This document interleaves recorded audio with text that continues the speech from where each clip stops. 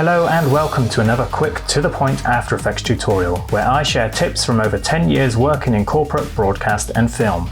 In this one we're going to use expressions to add bounce and inertia to animated objects, perfect for giving motion that extra touch of realism and weight.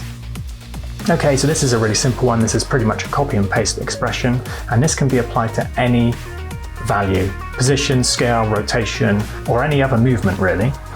As an example, what we're going to do, select the position there, move forward a few seconds, say move forward 1 second, because we do need it to be quite quick, and we're going to move the circle over here, and we've got those 2 points there, and we're just going to Alt and click the stopwatch, and then just paste in this expression.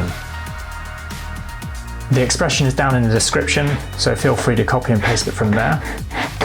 We just need to make this bigger so we can see the expression. And the only things we need to tweak is the amplitude, frequency, and decay. If we make that a little bit quicker, bring those 2 points together, there's a little bounce. So I've got a decay quite high on this one, so you'll see it's kind of a bit more soft and springy. So if I was to change the amplitude on this to 1, and it's a bit more violent. Let's take that one back. But if I was to change the frequency to say 2, double that one, and as you can see, there's a bit more spring in that one. And if I was to drop the decay by half, so put that down to 2, and it lasts a little bit longer. So tweak those as you see fit, and as I said, they can be applied to any other movement. So if we get rid of those now, let's get rid of that, and we're going to do the same for scale.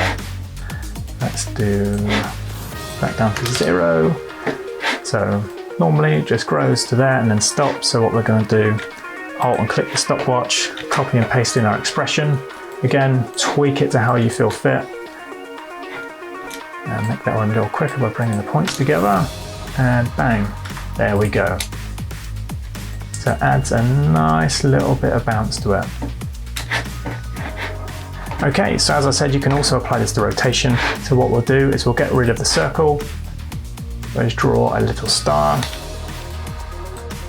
and let's select Y and change the anchor point so it's nice and central. Obviously if you had the anchor point down here, it's going to rotate from that point, and we want it to rotate from the center. So select rotation, hit the stopwatch on that, move back a little bit, rewind the rotation, Alt click on the stopwatch, copy and paste in the expression, and there you go. Make that a little bit quicker, and there's your inertia. As mentioned, the expression is in the description, so feel free to copy and paste that and save that on a notepad so that you can use it again in the future. And that's it. Thanks for watching. Let me know in the comments if you found this useful. These tutorials are designed to be quick, so when you're up against the deadline, you can drop in, get the answer, and get on.